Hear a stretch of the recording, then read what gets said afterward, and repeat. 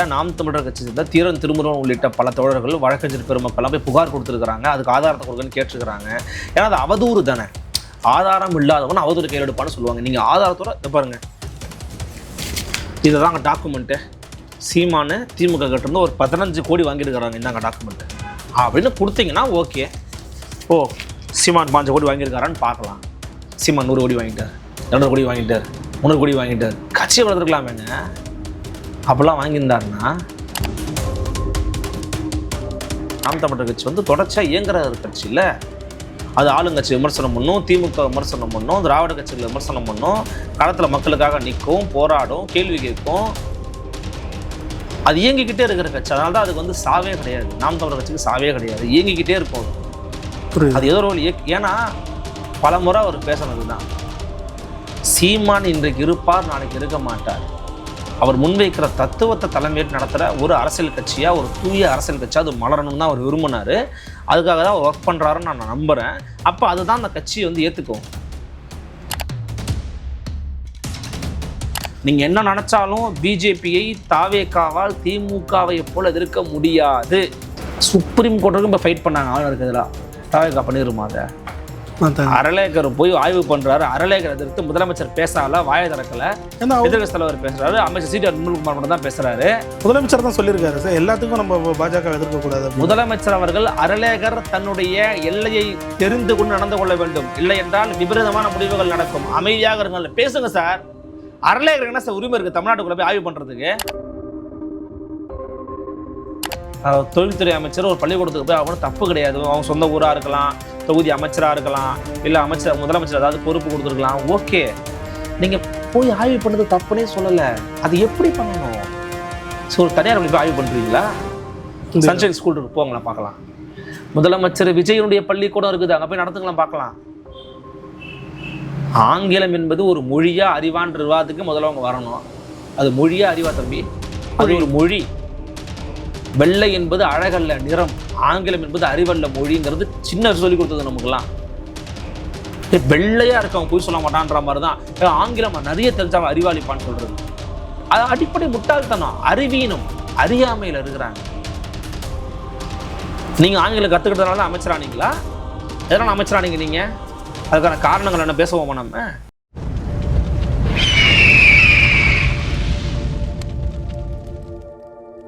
அரசியல் நேயர்களுக்கு வணக்கம். இன்று நம்மோது நேம் சிறப்பு விருந்தினர் ஊடகவியலாளர் அருள்மொழிவர்மன் அவர்கள். வணக்கம் சார். வணக்கம் சார். சீமான் அவர்கள் மீது தொடர்ச்சியாக வைக்கக்கூடிய விமர்சனம் அந்த பெட்டி வாங்கிட்டாரு எதிர்கட்சிகளுக்கு அப்படின்ற ஒரு விமர்சனத்தை தொடர்ச்சியாக வச்சுருக்காங்க. அதற்கு பதிலடி தருவணுமா சில விஷயங்கள் சொல்லியிருக்காங்க. என் வீட்டில் வருமான வரித்துறையை அமைச்சு சோதனை செஞ்சு நான் காசு வாங்க தான் நிரூபித்தா நான் உங்கள் பழியை ஏற்றுக்க தயார்ன்ற மாதிரி நாம் தமிழர் கட்சியோட தலைவர் சீமான் அவர்கள் சொல்லியதாக ஒரு செய்தி வெளியாக இருக்குது. எப்படி பார்க்குறீங்க இந்த விமர்சனத்தை? எங்க அது இன்றைக்கி சொல்லலைங்க. அவர் பல ஆண்டுலாம் சொல்லிகிட்டு இருக்காரு. இந்த ஐடி ரைடு மற்ற ஈடு ரைடுலாம் போகுதுல, எங்கள் வீட்டுக்கு விட்டுட்டு தான் பாரு, இவங்க சொல்றதெல்லாம் பொய்ன்றதை நான் நிரூபிக்கிறேன்னு அவர் சொல்கிறாரு. போய் பார்த்தா தான் தெரியும். இப்போது அவர் மேலே குற்றச்சாட்டை வைக்கிறாங்கல்ல, அதுக்கு ஏதாவது ஆதாரம் இருக்கா? இல்லை. இப்போ அண்மையில் கூட சில பேர் குற்றச்சாட்டை வச்சாங்க. குற்றச்சாட்டை வச்சவங்க மேலே நாம் தமிழர் கட்சி சேர்ந்த தீரன் திருமுருகன் உள்ளிட்ட பல தோழர்கள் வழக்கறிஞர் பெருமக்கள்லாம் போய் புகார் கொடுத்துருக்குறாங்க. அதுக்கு ஆதாரத்தை கொடுக்கன்னு கேட்டிருக்கிறாங்க. ஏன்னா அது அவதூறு தானே, ஆதாரம் இல்லாதவன் அவதூறு கையில் எடுப்பான்னு சொல்லுவாங்க. நீங்கள் ஆதாரத்தோட இதை பாருங்கள், இதுதாங்க டாக்குமெண்ட்டு. சீமானு திமுக கிட்டேருந்து ஒரு 15 கோடி வாங்கியிருக்கிறாங்க, இந்தாங்க டாக்குமெண்ட்டு அப்படின்னு கொடுத்தீங்கன்னா ஓகே. ஓ, சீமான் 5 கோடி வாங்கியிருக்காரான்னு பார்க்கலாம். சீமான் 100 கோடி வாங்கிட்டார், 200 கோடி வாங்கிட்டார், 300 கோடி வாங்கிட்டார். கட்சியை வளர்த்துருக்கலாமேங்க. அப்போல்லாம் வாங்கியிருந்தாருன்னா இல்லை, எனக்கு தெரியல. அவர் வாங்கினாருன்னா அந்த ஆதாரத்தோடு சொல்லு, வாங்கியிருக்கிறாரு, இந்த பாரு, இந்த இடத்துல இந்த ஆள்கிட்ட இந்த பேரில் வாங்கியிருக்கிறாங்க பாரு. இப்போ கம்யூனிஸ்ட் கட்சி 5 கோடி வாங்கினாங்க, 10 கோடி வாங்கினா தேர்தல் நிதிக்காக. எப்படி எடுத்து வெளியில் போட்டீங்க? அவங்கள அவமானப்படுத்துனீங்க, குழுன்னு இருந்துச்சா? அது மாதிரி இவர் அவமானப்படுத்தணும்னு நினச்சா அது ஆதாரத்தோடு போடு. ஏன் வாயிலேயே வடை சுட்டுக்கிட்டு இருக்க? அதான் நம்ம கேள்வி. அப்போ அதுக்கு அவர்னா பதில் சொல்லுவார், ஏப்பா நீ தான் அப்படி போடுறங்கிற, அப்படி போட்டதை காட்டு, இல்லையா கொண்டு கொடுத்துட்டாது போ அப்படின்னு அவங்க சொல்கிறாங்க. காமிச்சா தான் நமக்கு தெரியும், இல்லை அவன் எப்படி பேச முடியும்?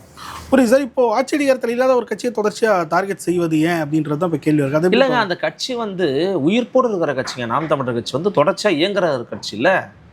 அது ஆளுங்கட்சி விமர்சனம் பண்ணும், திமுக விமர்சனம் பண்ணும், திராவிட கட்சிகளை விமர்சனம் பண்ணும், களத்தில் மக்களுக்காக நிற்கும், போராடும், கேள்வி கேட்கும். அது இயங்கிக்கிட்டே இருக்கிற கட்சி. அதனால தான் அதுக்கு சாவே கிடையாது. நாம் தமிழர் கட்சிக்கு சாவே கிடையாது, இயங்கிக்கிட்டே இருக்கும். அது புரியுது. அது ஏதோ ஒரு ஏன்னா பல முறை அவர் பேசினது தான், சீமான் இன்றைக்கு இருப்பார் நாளைக்கு இருக்க மாட்டார். அவர் முன்வைக்கிற தத்துவத்தை தலைமையேற்று நடத்துகிற ஒரு அரசியல் கட்சியாக, ஒரு தூய அரசியல் கட்சியாக அது மலரணும்னு தான் அவர் விரும்பினார். அதுக்காக தான் அவர் ஒர்க் பண்ணுறாருன்னு நான் நம்புகிறேன். அப்போ அதுதான் அந்த கட்சியை வந்து ஏற்றுக்கும். சீமான் ஒரு தனி மனிதருங்க, அவர் இருப்பார் நாளைக்கு இருக்க மாட்டாருங்க. அவர் முன்வைக்கிற கோட்பாடு அது நீடிச்சுக்கிட்டே இருக்கும். அவர் தீப்பந்தத்தை அடுத்த தலைமுறை கொடுத்துட்டு போகிற மாதிரி தான். அவர் தோக்கலாம் ஜெயிக்கலாம், நாளைக்கு வரவங்க அதை தூக்கிட்டு போகட்டும் கட்சியை. புரியுது. இப்போது இவ்வளோ நாட்களாக ஊடகங்களை பெருமளவு சந்திக்காமே தவிர்த்தே வந்தார் சீமான். ஆனால் இப்போ தொடர்ச்சியாக ஆளுங்கட்சியை விமர்சித்து பதிவுகளை போடுறத பார்க்க முடியுது. இது தாக்கத்தை ஏற்படுத்தும் நினைக்கிறீங்க? இல்லை, ஒரு ஆளுங்கட்சியை விமர்சனம் பண்ணுறது எதிர்கட்சியோட வேலை. அது உடனே பண்ணாமல் ஒரு 60 நாள் கழிச்சு தானே பண்ணுறாரு. அதான் ஏன் அந்த டைம் பீரியட்னு இல்லை பார்க்குறாருல்ல, அப்போ தானே செயல்பாடுகள் ஆக்டிவிட்டிஸ் அப்போ தான் நடக்குது இல்லை தம்பி. ஒரு ஆக்ஷனே இல்லாத இடத்துல போய் என்ன விமர்சனம் பண்ண முடியும்? ரியாக்ஷனே வராது, ரியாக்ஷன் பண்ணவே முடியாது தம்பி. அப்போது ஆக்ஷன் எங்கே இருக்குதோ அந்த ரியாக்ஷன் பண்ண முடியும். இப்போ தான் ஆக்ஷன் பண்ண ஆரம்பிச்சிருக்கிறாங்க, பேசுகிறாங்க, கொள்கிறாங்க, பழகுறாங்க, செயல்பாடுகள் பண்ணுறாங்க, அமைச்சர்களை வந்து வெளியில் நடமாடுறாங்க. அப்போ நம்ம ரியாக்ட் பண்ணுறாரு அவர். அதுதான். அப்போ வேண்டுமென்றே திரு சீமானும் நாம் தமிழர் கட்சி ரியாக்ட் பண்ணுறது கிடையாது. தவறு நடந்தால் தட்டி கேட்குறாங்க, அவ்வளோ. அதான் பண்ணணும். இப்போ இந்த அமைச்சர் கீர்த்தனாவோட விவகாரத்துக்கு ரியாக்ட் பண்ணிட்டு தான் இருக்காங்க. தவறு நடக்குதுன்னு நினைக்கிறாங்க, அவங்க பண்ணுறாங்க. புரியுது சார். இது வந்து திருமாவளவன் அவர்களுடைய இன்றைய பிரஸ் மீட், நாங்கள் இன்னும் திமுக வந்து நட்பு ரீதியாக தொடர்றோம் அப்படின்ற ஒரு விஷயத்தை, ஏன் சார் சிரிக்கிறீங்க? அவர் எவ்வளோ சீரியஸாக சொல்லி சொல்லுங்கள், முழுசாக சொல்லுங்கள். நட்பு ரீதியாக தொடர்றோம் அப்படின்ற மாதிரி தவேகா கூட்டணி இன்னும் உறுதி செய்யப்படவில்லை அப்படின்ற ஒரு விஷயத்தை வந்து சொல்கிறாரு. எப்படி எடுத்துக்கிறது அவர் பேச்சை? இல்லை, அவருடைய பேச்சு எப்படி யார் புரிஞ்சுப்பாங்கன்னா, குளோனிங் செய்வாங்க, அவங்களால தான் புரிஞ்சுக்க முடியும். எதனால உங்களுக்கு புரியல? அவர் பேச எனக்கு புரியல. நீங்களே திருமாவளவன் அவர்கள் வந்து இப்போ கொஞ்சம் கமலஹாசன் அவரோட பழகினாங்களான்னு தெரியல, நடுவில் ஒன்றா கூட்டிட்டு இருந்தாங்களா, அந்த இதுல தான் இன்னும் விடுபட்டு வரல. ஏன்னா எனக்கு புரிய மாட்டேங்குது. ஏங்க, நீங்கள் தாவேகா அமைச்சர்கள் இருக்கும்போது எப்படி திமுக கூட இருக்க முடியும்? எப்படி இருக்க முடியும்? ஐயுஎம்எல் திமுக கூட்டில் இருக்கா? இல்லை. அறிவிச்சாங்களா? மதிமுக திமுக கூட்டில் இருக்கா? இல்லை. அறிவிச்சிட்டாங்களா? காங்கிரஸ் திமுக கூட்டில் இருக்கா? இல்லை. அறிவிச்சிட்டாங்களா? அப்புறம் வேற யார்? சிபிஎம் திமுக கூட்டில் இருக்கா? இல்லை. அறிவிச்சிட்டாங்களா? அறிவிச்சிட்டாங்க. இந்த கூட்டணிக்கு கூட வெளியிலிருந்து ஆதரவு. இப்போ தனியாக ஒரு கட்சி நடத்திக்கிட்டு இருக்கேன். இதானங்க சிபிஎம் நிலைப்பாடு. அதனால உங்கள் நிலைப்பாடாக இருக்க முடியும். நீங்கள் நான் இங்கே சேர்ந்ததனாலேயே திமுக கூட்டணி விட்டு விலகி விட்டு என்று பொருள் அல்லங்கிறார்ல, அது எப்படி பொருள் அல்லன்னு சொல்கிறாரா எனக்கு தெரியல. அது எப்படி பொருள் அல்ல? அமைச்சரவையிலையும் இருக்காரு. அமைச்சரவை இல்லாமல் இருந்தால் கூட நீங்கள் சொல்றதுல ஓரளவு லாஜிக் இருக்கு. சிபிஐ சிபிஎம் சொன்னாங்க கூட. சிபிஐ சிபிஎம்மே சொல்லிட்டாங்க நான் உள்ள இல்லைங்க வெளில வந்துட்டாங்கன்றாங்க. நீங்கள் ஏன் சொல்கிறதுக்கு இவ்வளோ தயக்கம், இவ்வளோ எனக்கு தயங்குறாருன்னு நினைக்கிறேன் நான். ஏன் தயங்கணும்? அவர் என்ன நினைக்கிறாருன்னாங்க, அவருக்குள்ளே எப்போதுமே ஒரு குற்ற உணர்வு ஒன்று இருக்குங்க. ஒரு தவறு நம்மளால் நடக்கக்கூடாதுன்னு நம்ம நினைப்பார். நல்ல மனசுக்காரு, நல்ல தலைவர். நம்மளால ஒரு விஷயம் தப்பாக நடந்துக்கூடாதுப்பா நினைப்பார். அந்த எண்ணம் உங்களுக்கு இதில் தேவையில்லைண்ணே. நான் இல்லைங்க, அடுத்து வேறு ஏதாவது கேள்வி, என் கட்சிக்காரத்துக்கு கட்சி செத்துருக்காங்க, நான் இதுக்கு கூட்டில் இருக்கேன், நான் வெளியில் வந்துட்டேன் வேற அப்படின்னு போகணும். அவர் என் சொந்த கட்சியில் இருக்கிற என்னுடைய தலகர்த்தர்கள் தளபதியில் ஒருத்தரை பனையூர் பாபுவை கட்சியில் சேர்த்துருக்கிறீங்க, நான் கட்சியில் இருக்கிறேன்னு அர்த்தமா? கூட்டில் இருக்கிறேன்னு அர்த்தமா? நான் இல்லைங்க, நான் வெளியில் வந்துட்டேன் வேற. இப்போ தான் கூட்டில் இருக்கீங்க, கூட சீக்கிரம் அறிவிப்பேன். ஏன்னா அஃபிஷியலாக மீட்டிங் போடப்படலை. தோழமை கட்சி கூட்டத்தான் நீங்கள் போட்டிருக்கீங்க, அஃபிஷியலாக அறிவிக்கலை. தோழமை கட்சி கூட்டத்திலே போய் கையை கொடுத்து நிற்கிறீங்க. திருமாவளவன் கையை பிடிக்கிறாரு, மணிக்கு கையை பிடிக்கிறாரு, ஐயமன் கையை பிடிக்கிறாரு, இப்போ நிற்கிறீங்க. அதே கிட்டத்தட்ட கூட்டணி தான், அதை அறிவிக்கல, அவ்வளோதான் அஃபிஷியலாக. நான் கேட்குறேன், இந்த தடுமாற்றமோ தயக்கமோ ஏன்னு எனக்கு தெரியல. திருமாவளவன் அவர்கள் அச்சப்படுறாருன்னு சொல்ல வரல, தயங்குறாரு. அவர் வந்து நான் அதான் சொன்னல, அவருடைய குணாதிசயமே ஒரு விஷயம் வந்து நம்மளால் இனிஷியேட் பண்ணப்பட்டதாக இருக்கக்கூடாதுன்னு நினைக்கிறார். அது கூட்டணி உடையிறதே ஒரு தவறுன்னு நினைக்கிறார். ஏன்னா பிஜேபிக்கு எதிரான அலையன்ஸு. நீங்கள் என்ன நினச்சாலும் பிஜேபியை தாவேகாவால் திமுகவை போல எதிர்க்க முடியாது. சுப்ரீம் கோர்ட்டுக்கும் இப்போ ஃபைட் பண்ணாங்க ஆளுநருக்கு எதிராக. தாவேகா பண்ணிடுமா? அதை அறலேக்கர் போய் ஆய்வு பண்ணுறாரு. அறலேக்கர் எதிர்த்து முதலமைச்சர் பேசல, வாயை திறக்கலை. எதிர்கட்சி தலைவர் பேசுகிறாரு, அமைச்சர் சி.டி. அருண்குமார் மட்டும் தான் பேசுகிறாரு. முதலமைச்சர் தான் சொல்லியிருக்காரு சார், எல்லாத்துக்கும் நம்ம பாஜக எதிர்க்கக்கூடாது. முதலமைச்சர் அவர்கள் அறலேகர் தன்னுடைய எல்லையை தெரிந்து கொண்டு நடந்து கொள்ள வேண்டும், இல்லை என்றால் விபரீதமான முடிவுகள் நடக்கும், அமைதியாக இருங்கள். பேசுங்க சார். அறலேகர் என்ன சார் உரிமை இருக்குது தமிழ்நாட்டுக்குள்ள போய் ஆய்வு பண்ணுறதுக்கு? எதுவும் இல்லை. எதுக்கு சார் அவர் போகணும்? எதுக்கு சார் அதிகாரிகளை கூப்பிடணும்? கூவம் சுத்தம் பண்ண எதுக்கு சார் அறலேகர் வரணும்? இதெல்லாம் வந்து அதிக பிரசங்கத்தனமான வேலை. உங்கள் வெளியிலேருந்து ஆதரிக்கக்கூடிய உங்களை ஆதரிக்கக்கூடிய சிபிஎம் தலைவர் சொல்கிறாங்க, ஏங்க இந்த மாதிரி வந்து ஆட்களை இழுக்காதீங்க தப்புங்கங்கிறாங்க, ஏன் அதை பண்ணுறீங்க? அந்த கேள்வியை கேளுங்க சார். அதை வந்து அண்ணன் திருமாவளவன் கேட்கணும். இன்னும் ஜெல் ஆகலையே அவங்க கூட்டணி. ஏங்க அதாவதுங்க, இப்போது இவங்க மேலே நம்பிக்கை இல்லாததன் காரணமாக தான் 118க்கு நீங்கள் சொந்தமாக வந்து ஆட்களை எம்எல்ஏ இறக்குறீங்க. கரெக்டாக? நிச்சயமா. உங்களுக்கு இவங்க மேலே நம்பிக்கை இல்லை. யார் மேலே? கூட்டணி மேலே, சிபிஎம் மேலே, சிபிஎம் மேலே, காங்கிரஸ் மேலே, கம்யூனிஸ்ட் மேலே நம்பிக்கை இல்லை. ஐயோ நம்பிக்கை இல்லை. நீங்களே கூட கொடுத்தா கூட அவங்க ஃப்யூச்சரில் யோசிச்சு சொல்கிறேன் அப்படின்னு சொன்னால் முடிஞ்சு போச்சு, வெளியேற்றிடுவாங்க அமைச்சரை விட்டு. அதனால தான் சொல்கிறாரு வெயிட் பண்ணுறேன்னு சொல்கிறாரு. நீங்கள் சொல்கிறது உண்மைதான், ஜெல் ஆகலை, இன்னும் ஃபுல்லாக ஜெல் ஆகலை, கொஞ்சம் நாள் எடுக்கும். புரியுது. இப்போது தொடர்ச்சியாக அதிமுக எம்எல்ஏக்கள் வாரம் வாரம் ஒருத்தர் வெளியே வந்து தாவேகா கூட்டணியில் இணைஞ்சிட்டே வராங்க. இடைத்தேர்தல் தள்ளி போதா அப்படின்ற ஒரு கேள்விக்கு எப்படி பார்க்குறீங்க இந்த விஷயத்தை? இடைத்தேர்தலை திட்டமிட்டு தள்ளி போக வைக்கிறாங்கன்னு நான் நினைக்கல. ஏன்னா இப்போ அதை இந்த ராஜினாமா பண்ணவங்கெல்லாம் தேர்தலில் நிற்கக்கூடாதுன்னு ஒரு வழக்கு ஒன்று போட்டிருக்காரு, இன்பதுரை ஐயா போட்டிருக்காரு. அப்போ அந்த வழக்கை காரணம் காட்டி சில பேர் வந்து கொஞ்சம் ஸ்டாப்பாக அறிவிக்காமல் இருக்கிறாங்கன்னு சொல்கிறாங்க. ஒருவேளை அந்த வழக்கு விசாரணைக்கு எடுத்துக்கொள்ளப்பட்டு நியாயமான காரணங்கள் எங்களுக்கு புலப்படாதன் காரணமாக அவர்கள் யாரும் தேர்தலில் போட்டியிடக்கூடாதுன்னு அறிவிச்சாங்கன்னா அது மேபி ஏதாவது ஒரு ட்ரெண்ட் செட்டிங் ஜட்ஜ்மெண்ட்டாக கூட வர வாய்ப்பு இருக்குது. வருமா அந்த மாதிரி தெரியாதுல்ல. நீதிமன்றங்கள் எப்படி கணிக்கவே முடிய மாட்டேங்குது தம்பி, இப்போல்லாம் ரொம்ப கஷ்டமாக நீதிமன்றம் கணிக்கிறது. அப்போ அப்படி தான் நடந்தால் என்ன ஆகும் அப்படின்னு தெரியாது. இன்னொன்று, இவங்களை பெருசாக பிஜேபி நெருக்கடிக்கு உள்ள ஆக்குறது கிடையாது. அதான் என்ன காரணம் சார்? இப்போது திமுக ஒழிக்கணும்னு தானே பிஜேபி நினச்சது, அதை ஒழிச்சிட்டார்ல. நம்ம வேலையை பாதி வேலையை முக்கால் வேலையை பார்த்துட்டாரு. பொறுமையாக பார்த்துப்போம் தம்பி, நம்ம தம்பி தானே நினைக்கிறாங்களோ நம்ம தெரியல. ஆனால் சார் இப்போது இந்த மாதிரி விஷயங்கள் தொடர்ச்சியாக நடைபெறுது. இப்போது இன்கேஸ் இடைத்தேர்தல் வருது நடக்குதுன்னு வைங்களேன், ஆளுங்கட்சிக்கு அன்ஃபேவராக சில தொகுதிகளில் முடிவு வந்தது, அது தாவேகா அரசுக்கு ஒரு கரும்புள்ளியாக தானே பார்க்க போதும். கட்டாயமா. இப்போவே வந்து டெல்டாலாம் உங்களுக்கு பெரிய ஆதரவு கிடையாது தம்பி. டெல்டா மாவட்டங்கள்லாம் தாவேகாவுக்கு பெரிய ஆதரவு நிலைப்பாடே கிடையாது. இங்கே போய் விசாரிச்சு பாருங்கள், பைட் எடுத்து பாருங்கள் போயிட்டு. ஏன்னா டெல்டாலலாம் அவர் மேலே ஒரு நம்பிக்கையே கிடையாது. விவசாய பெருங்குடி மக்கள் அதிகமாக வாழக்கூடிய பகுதி. இப்போ பொலிட்டிக்கலி நாலேஜபிள் பர்சன்ஸ் அவங்க, நான் தப்பாக சொல்லலை மற்ற மக்களை, அவங்க கொஞ்சம் பொலிட்டிக்கல் வைப்ரண்டான ஏரியா டெல்டா. இஷ்யூஸால பாதிக்கப்பட்டிருக்காங்க. ஆமாம், அவங்களுக்கு வந்து அரசியல் கருத்தியல் ரீதியான ஒரு பார்வையெல்லாம் உண்டு. அப்போ அவங்களோட ஆதரவு இன்னும் பெருசாக விஜய் அவர்களுக்கு கிடைக்கல. ஸோ அவங்க ஆதரவை பெற வேண்டிய ஒரு கட்டாயத்திலும் தாவேகா இருக்கிறது. எனக்கு தெரிஞ்சு இடைத்தேர்தலில் பெரும்பாலும் ஆளுங்கட்சி தான் ஜெயிக்க வாய்ப்பு இருக்குது, பெரும்பாலும். ஆனால் அதெல்லாம் அதிமுக வென்ற தொகுதிகள் இல்லை சார். அதுதாங்க, அந்த அதிமுக காரங்க அப்படியே கூண்டோட போயிட்டாங்கங்க, கூண்டோட போயிட்டாங்க மாவட்ட நிர்வாகிகள் எல்லாருமே. ஆமாம், அதனால தான் அதிமுகவுக்கு ஒரு பெரிய சேதாரம் இந்த முறை இருக்குது.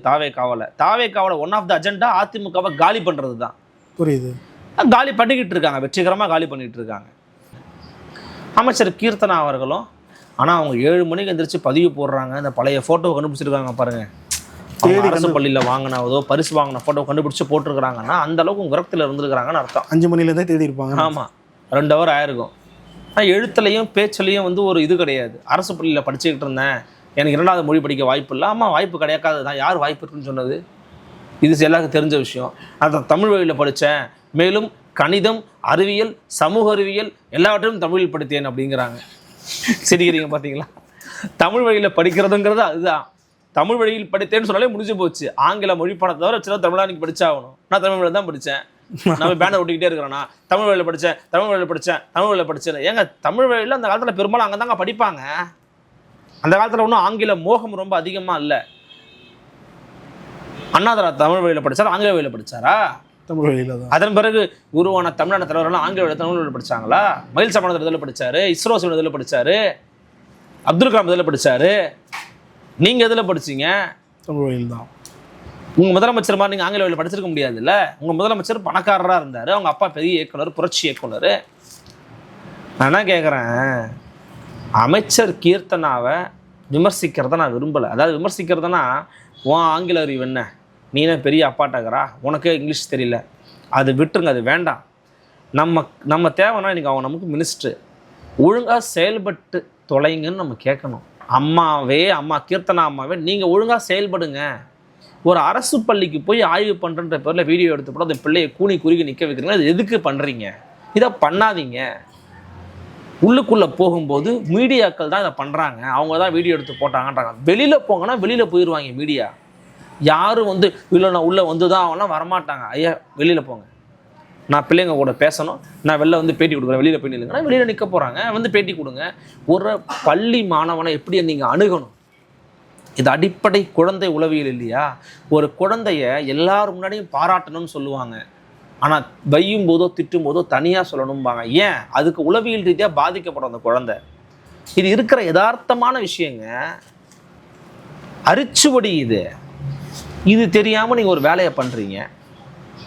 அந்த வேலையை பண்ணால் என்ன நடக்குது? அது இல்லாத வீடியோ எடுத்து பரப்புகிறாங்க. ஒரு ஊடகத்துக்கெலாம் சமூகக்கிற ஒரு எந்த அளவும் கிடையாது.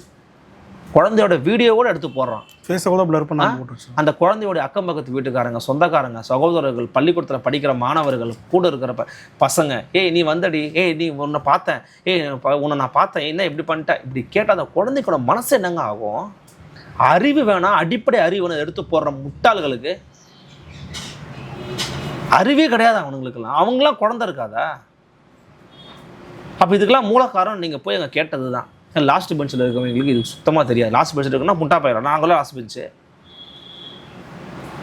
தான் முட்டாளாக இருப்பான் அவன். அப்படிலாம் பேசக்கூடாது. அந்த அணுகுமுறை தவறாக இருக்குது. அவங்க தங்களை திருத்திக்கிறணும், மாறணும் அப்படின்னு நம்ம கேட்குறோம்.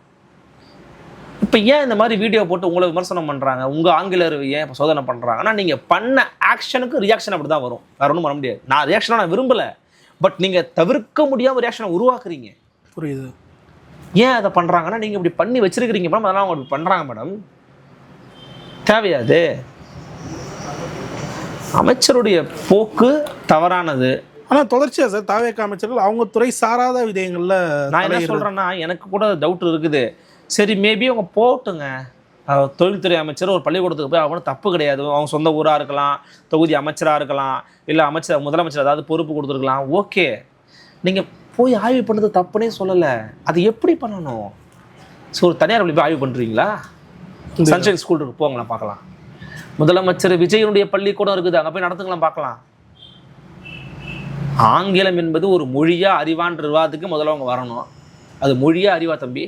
அது ஒரு மொழி. வெள்ளை என்பது அழகல்ல நிறம், ஆங்கிலம் என்பது அறிவல்ல மொழிங்கிறது சின்ன சொல்லி கொடுத்தது நமக்குலாம். வெள்ளையா இருக்கவங்க போய் சொல்ல மாட்டான்ற மாதிரி தான் ஆங்கிலம் நிறைய தெரிஞ்சவன் அறிவாளிப்பான்னு சொல்றது. அது அடிப்படை முட்டாள்தனம், அறிவீனம், அறியாமையில் இருக்கிறாங்க. நீங்க ஆங்கிலம் கத்துக்கிட்டதுனால தான் அமைச்சரானீங்களா? எதனால அமைச்சரானீங்க நீங்க? அதுக்கான காரணங்கள் என்ன பேசுவோமா நம்ம? அது ரொம்ப விமர்சனம். ஆங்கிலம் இருந்தனால நீங்க அமைச்சராகலை. ஐயா விஜய் அவர்களாக நீங்கள் ஃபாலோவராக இருந்திருக்கிறீங்க, லோக்கல் இன்ஸ்டாகிராம் இன்ஃப்ளூயன்ஸாக இருந்திருக்கிறீங்க, ஃபாலோவர்ஸ் வச்சுருக்கிறீங்க, அதனால் நீங்கள் அமைச்சராகிட்டீங்க. ஃபாலோவர்ஸ் ஏற்றுறதுக்கு ஆங்கில அறிவு தேவையில்லைங்க. திறமை தனித்திறமை இருந்தால் போதும். 80,000 ரூபாய் ஒரு ஐஃபோன் இருந்தால் போதும். ஐஃபோன் கூட தேவையில்ல தம்பி, 15,000 20,000 ஒரு ஃபோன் இருந்தாலே போதும். அதை தான் நீங்கள் பேசணும். ஆங்கிலத்தை பற்றிய புரிதலே அமைச்சரவர்களுக்கு இல்லை. ஆங்கிலம் படித்தாதான் மேதம், ஆங்கிலம் தெரிஞ்சாதான் அறிவு, இப்பெல்லாம் யார் சொன்னது?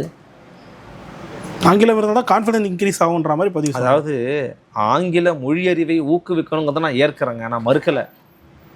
அதுக்கு நீங்கள் செய்ய வேண்டிய வேலை என்னென்னா, அரசு பள்ளிகள் நல்லா இருக்குது, ஆங்கிலம் அறிவை வளர்ப்பதற்கும் மொழியை வளர்ப்பதற்கும் நாங்கள் இவ்வளோ வேலைகள் செய்கிறோம், கூடுதல் பயிற்சி கொடுக்குறோம், ஆற்றலை வளர்க்குறோம், கூடி பேசுவதற்கான திறமையை உருவாக்குறோம் அப்படின்னு நீங்கள் பேசணும். அரசு பள்ளியை நோக்கி பெற்றோர்கள் தங்கள் குழந்தைகளை சேர்ப்பதற்கான யுக்திகளை நீங்கள் உருவாக்கணும்.